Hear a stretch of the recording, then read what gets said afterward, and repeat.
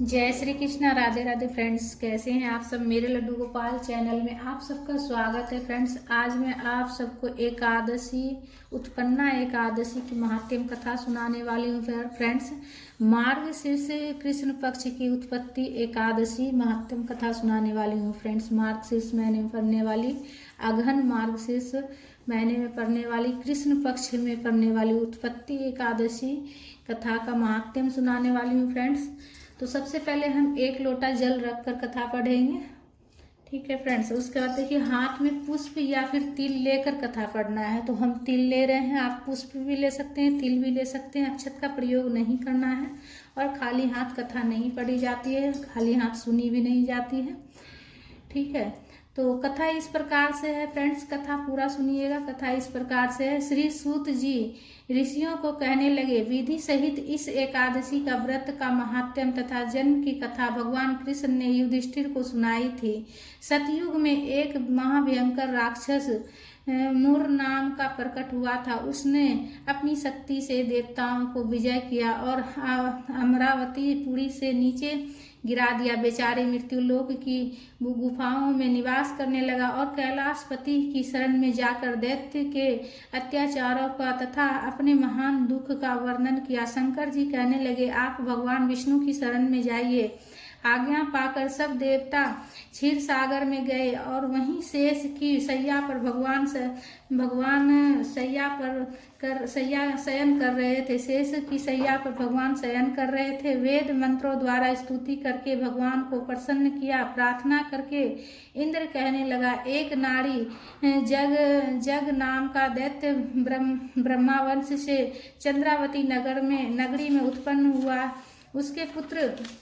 उसके पुत्र का नाम मूर है। उस मूर दैत्य ने हमें स्वर्ग से निकाल दिया। आप ही सूर्य बनकर जल का आकर्षण करता है, आप ही मेघ बनकर जल बरसाता है।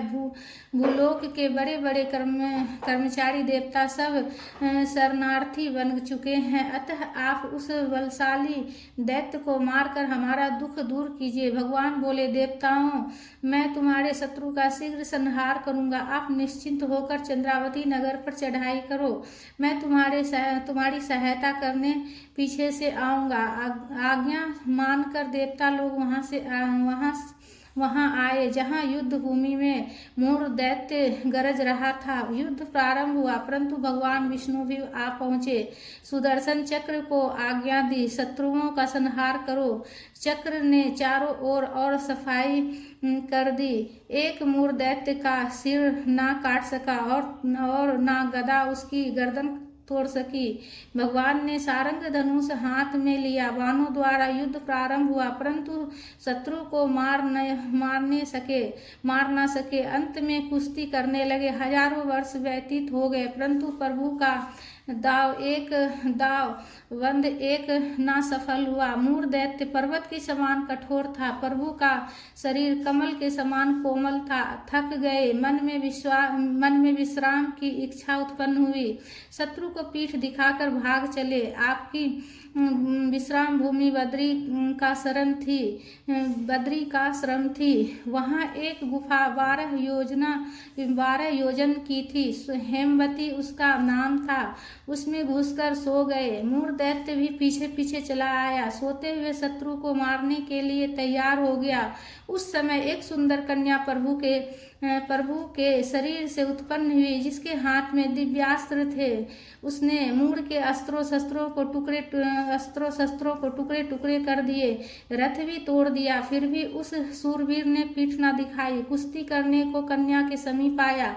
कन्या ने धक्का मारकर गिरा दिया और कहा, यह मल्ल युद्ध का फल है तथा फल है।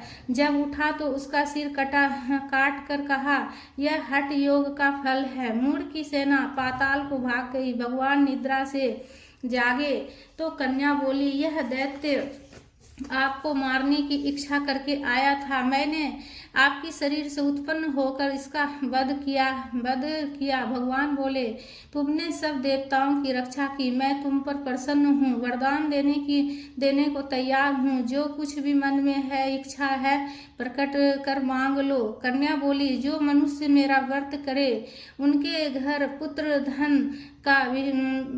धन का विकास रहे, अंत में आपके लोक को प्राप्त करे। भगवान बोले, तू एकादशी तिथि को उत्पन्न हुई है, इस कारण तेरा नाम एकादशी प्रसिद्ध होगा। जो श्रद्धा व्यक्ति से तेरा व्रत करे उनको सब तीर्थों के स्नान का फल मिलेगा। घोर पापों से उद्धार करने वाला तेरा व्रत होगा। ऐसा कहकर भगवान अंतर्ध्यान हो गए। पतित पावनी विश्व तारणी का जन्म मार्गशीर्ष मास के कृष्ण पक्ष में हुआ, इस कारण इसका नाम उत्पन्ना प्रसिद्ध हुआ। इस दिन विष्णु भगवान का पूजन व सेवा करनी चाहिए। इस दिन गुड़ और बादाम का सागर लेना चाहिए। बोलो विष्णु भगवान की जय।